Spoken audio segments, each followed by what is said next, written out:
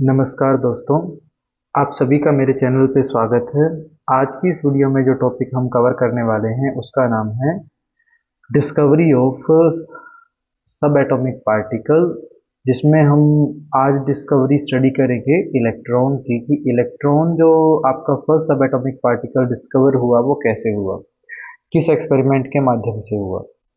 तो आपके सामने मैंने एक एक्सपेरिमेंट की पिक लगाई है, जिस एक्सपेरिमेंट का नाम है डिस्चार्ज ट्यूब एक्सपेरिमेंट। इस डिस्चार्ज ट्यूब एक्सपेरिमेंट से ही हमारे साइंटिस्ट, जिनका नाम है जे जे थॉमसन, इन्होंने फर्स्ट सब एटॉमिक पार्टिकल इलेक्ट्रॉन को डिस्कवर किया। इसके लिए इन्होंने क्या किया, देखिए कि एक क्लोज्ड ग्लास की ट्यूब ली है। सबसे पहले तो इसमें दो मेटल के इलेक्ट्रोड लगाए हैं और इन दोनों मेटल के इलेक्ट्रोड को हाई पोटेंशियल इलेक्ट्रिसिटी से कनेक्ट कर दिया ताकि हाई वोल्टेज का करंट जनरेट हो। अब देखिए, ये नेगेटिव टर्मिनल से अटैच्ड इलेक्ट्रोड है, यहाँ पर नेगेटिव, इसका नाम है कैथोड। दूसरे वाला पॉजिटिव टर्मिनल से अटैच्ड है, जिसका नाम है एनोड। साथ में इन दोनों के बीच में एक हमने क्या कर रखा है, गैस को, एयर को फिल कर रखा है, बट वेरी लो प्रेशर पे। और लो प्रेशर करने के लिए हमने यहाँ पर जो इंट्रोड्यूस कर रखा है डिवाइस, उसका नाम है वैक्यूम पंप। फिर इन्होंने क्या किया कि भी कोई अगर रेडिएशन प्रोड्यूस होती है तो उसका पता कैसे लगे, इसलिए जो आउटर जो ग्लास है उसको कवर कर दिया एक मटेरियल से, जिसका नाम है जिंक सल्फाइड। जिंक सल्फाइड पे अगर कोई एनर्जेटिक रेडिएशन स्ट्राइक करती है तो ना वो ग्लो करना स्टार्ट कर देता है।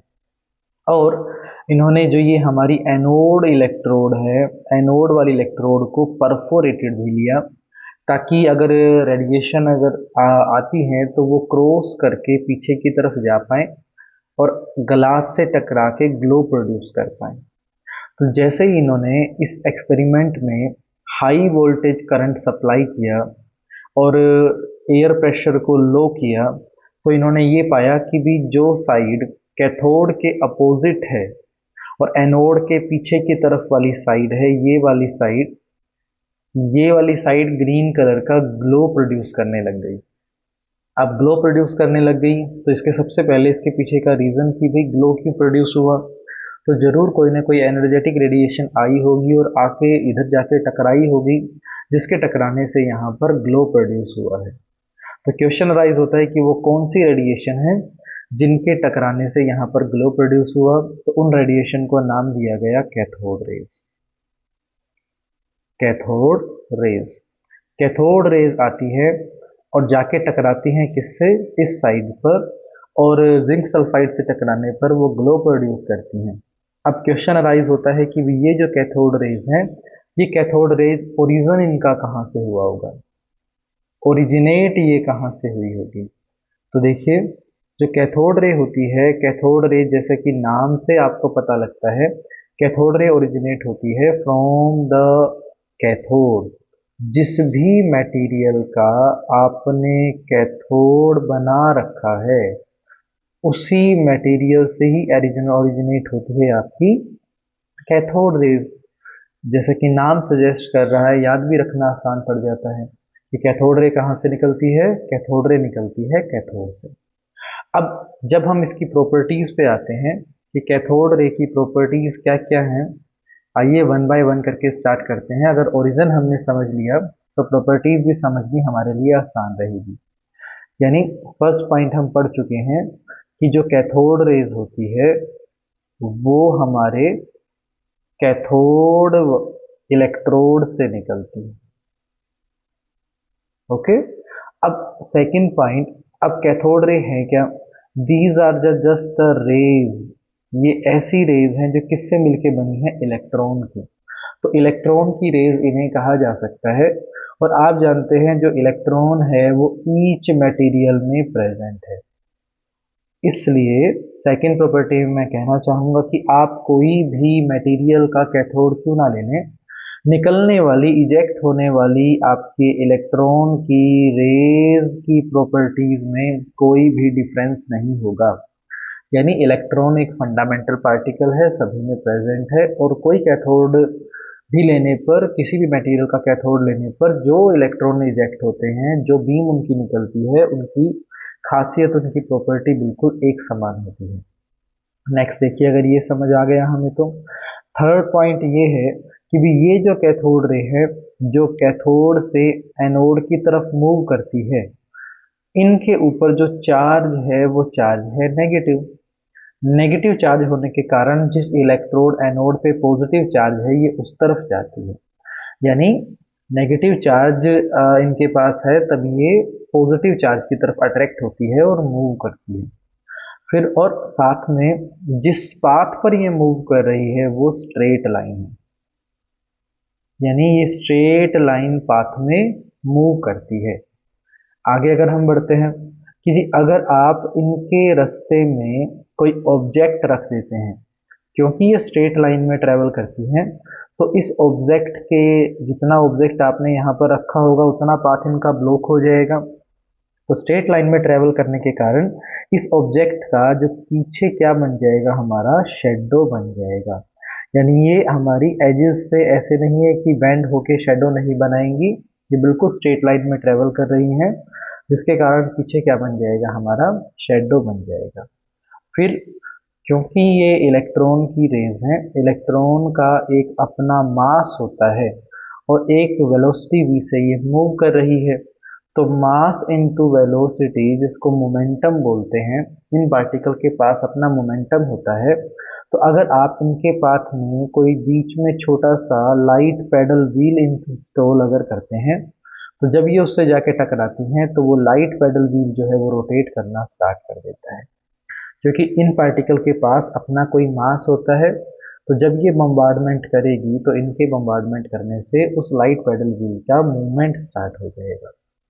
नेक्स्ट प्रॉपर्टी पे आ जाए, देखिए कि जब ये क्योंकि ये इलेक्ट्रॉन की रेज हैं, एनर्जेटिक रेडिएशन है, अगर आप इन्हें किसी मेटल से स्ट्राइक करवाते हैं, तो जब ये किसी मेटल पे स्ट्राइक होती है, बम्बार्डमेंट होती है, तो ये मेटल को हीट अप कर देती है।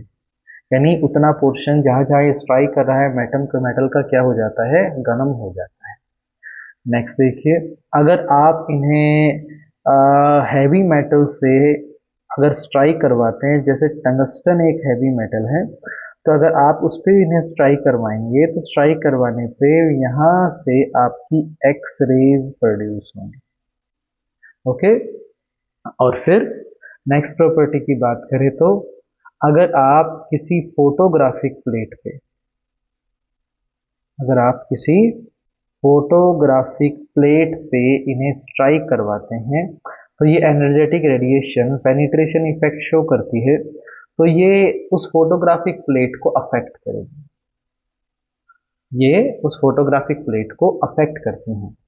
नाइन्थ प्रॉपर्टी में मैं आपसे कहना चाहूँगा, क्योंकि जैसे ये नेगेटिवली चार्ज पार्टिकल की रेज हैं, तो इन नेगेटिवली चार्ज पार्टिकल की रेज के साथ अगर आप मान लीजिए इंट्रोड्यूस कर देते हैं इलेक्ट्रिक और मैग्नेटिक फील्ड को, इनके पाथ में आप इलेक्ट्रिक फील्ड लगा दें या इनके पाथ में आप मैग्नेटिक फील्ड लगा दें, तो जैसे एक नेगेटिवली चार्ज पार्टिकल को बिहेव करना चाहिए, अपने पाथ से डेविएट होना चाहिए, ये भी अपने पाथ से डेविएट हो जाती हैं, इलेक्ट्रिक फील्ड लगाने पे भी और मैग्नेटिक फील्ड लगाने पे भी। तो ये सारी इंपॉर्टेंट प्रॉपर्टीज हैं हमारी कैथोड रेज की। मैं एक बार समराइज कर देता हूँ कि कैथोड रे है वो ओरिजिनेट होती है कैथोड से, और कैथोड रेज के ऊपर जो चार्ज होता है वो नेगेटिव होता है, क्योंकि इलेक्ट्रॉन की रेज होती है।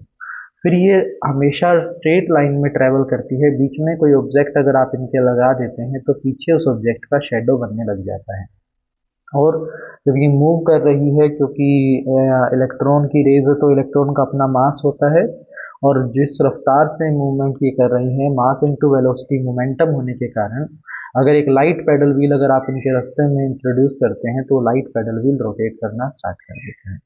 फिर अगर आप किसी मेटल की सरफेस पे इन्हें स्ट्राइक करवाते हैं, तो स्ट्राइक करवाने पे आपके मेटल का वो पार्ट जहाँ ये स्ट्राइक कर रही हैं वो हीट अप हो जाता है, क्योंकि एनर्जी का लॉस होता है, एनर्जी का loss in the form of heat नज़र आता है।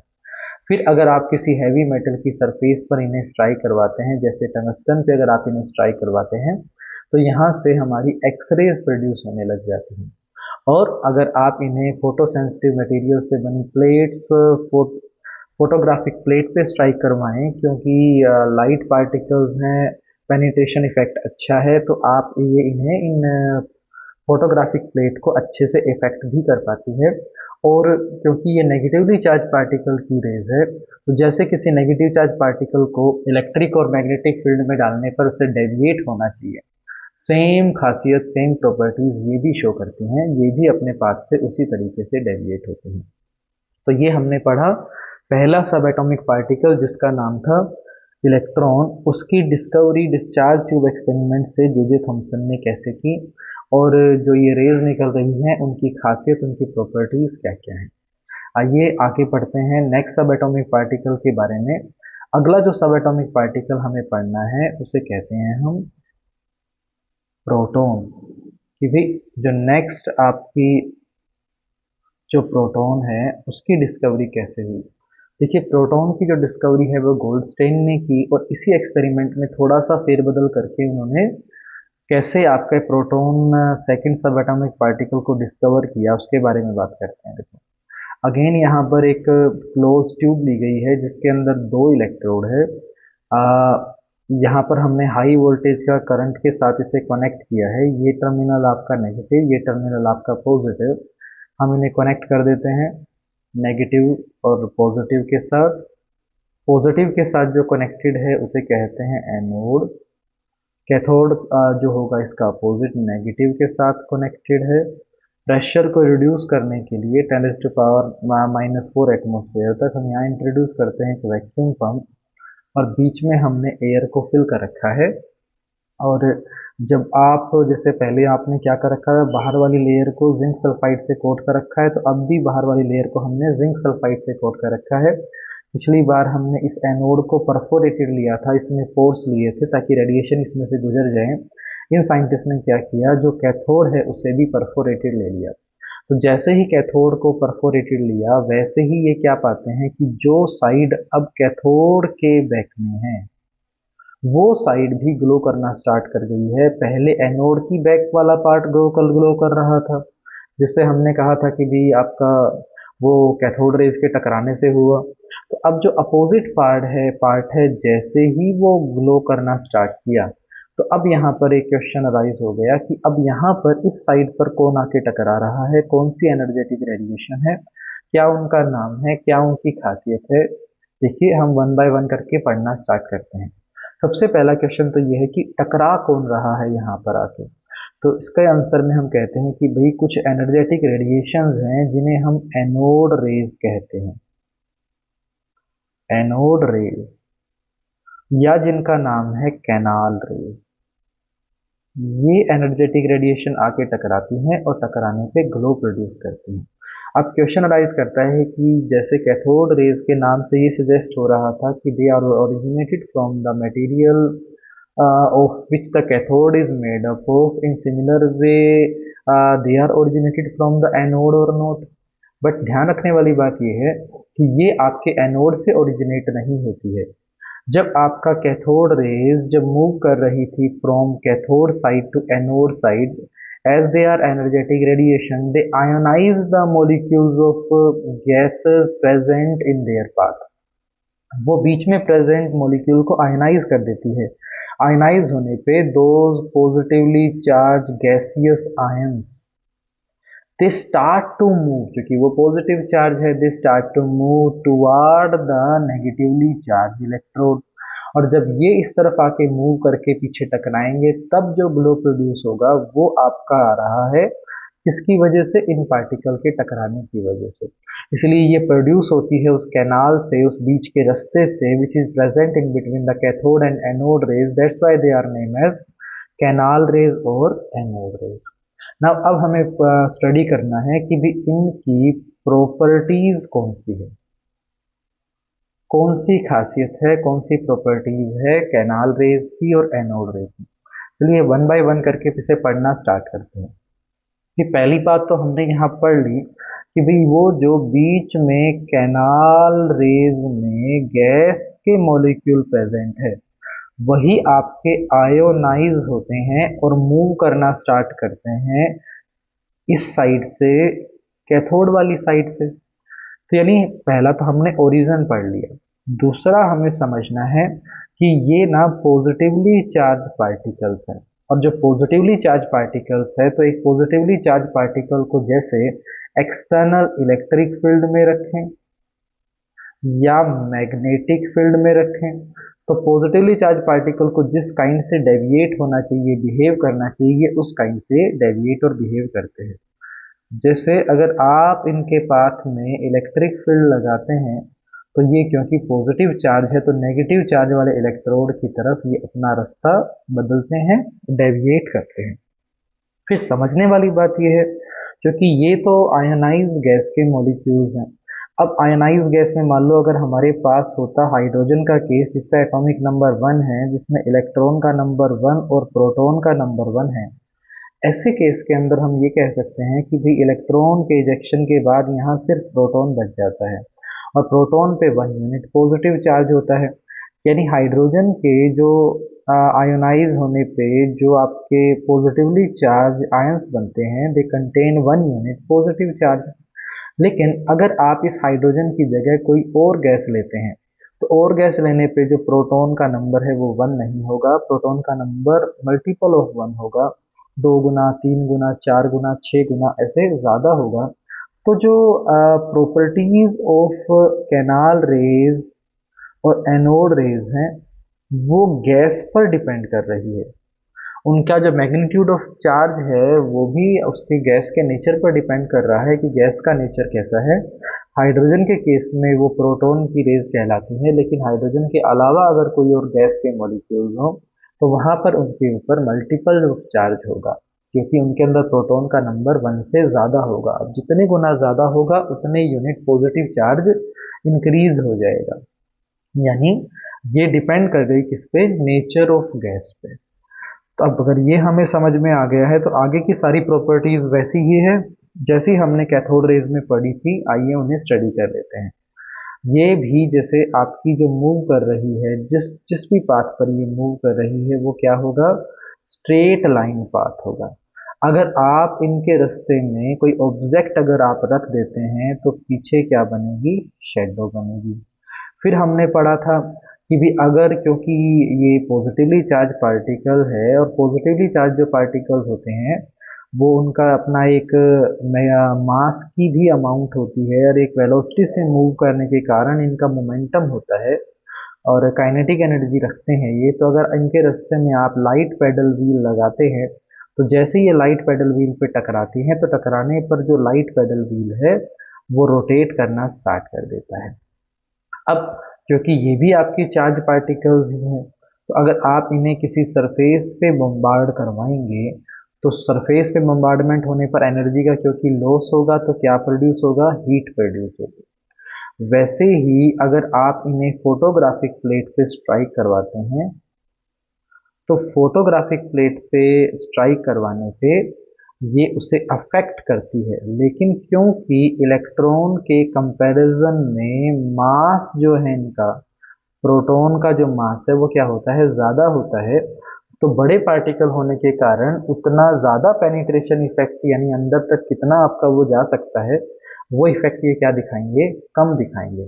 तो जब ये अगर कम दिखाएंगे उस इफेक्ट को, फोटोग्राफिक प्लेट को, तो फोटोग्राफिक प्लेट इफेक्ट तो दोनों ही करते हैं। वो आपकी कैथोड रेज भी करती है, वो आपकी एनोड रेज भी करती है, लेकिन ये प्रोमिनेंट इफेक्ट जो है आपका, आपको नजर आता है किसके केस के अंदर, कैथोड रेज में। सेम वैसे ही अगर आप टंगस्टन पे इसे स्ट्राइक करवाते हैं, तो स्ट्राइक करवाने पर इसके यहाँ से एक्स रेज प्रोड्यूस होती हैं। लेकिन ये जो प्रॉपर्टी है ये ज़्यादातर स्टडी की जाती है कैथोड रे के लिए, ये उसकी खासियत है, लेकिन यहाँ भी ये प्रोडक्शन हो सकता है।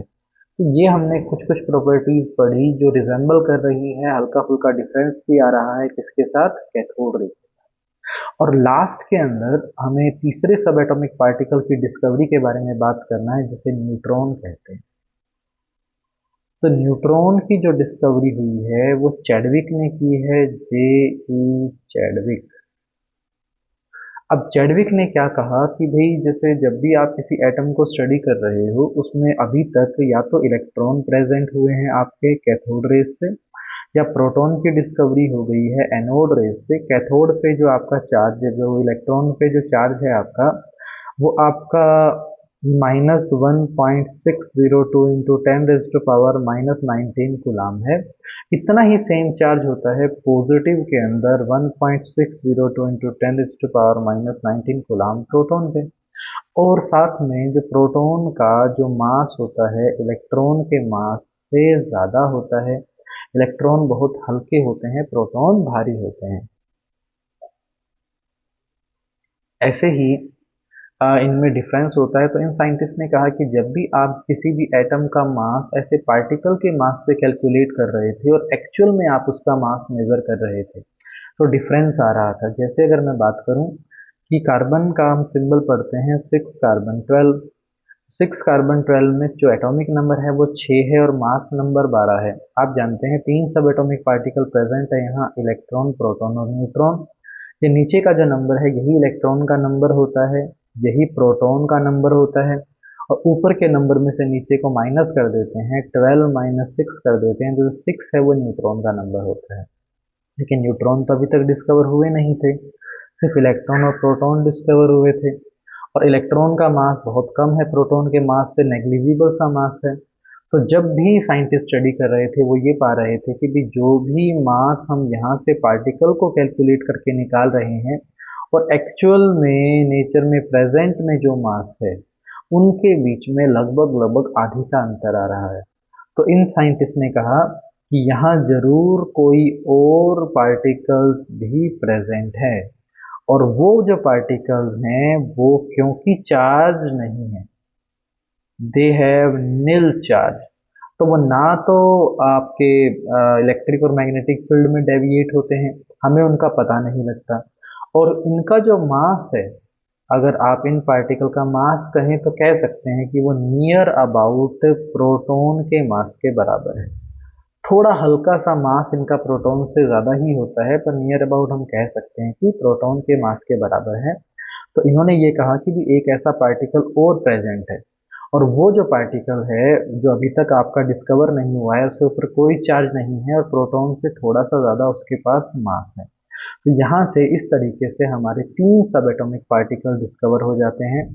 फर्स्ट हमने पढ़ा इलेक्ट्रॉन की डिस्कवरी कैथोड रेस से, दूसरा पढ़ा प्रोटॉन की डिस्कवरी एनोड रेस से, और जो तीसरा जो जिस पार्टिकल को डिस्कवर किया उसका नाम है आपका न्यूट्रॉन, जो किया किसने? जेम्स ई चैडविक ने। तो आज की क्लास के लिए इतना ही। उम्मीद करते हैं आपको सब समझ में आया होगा।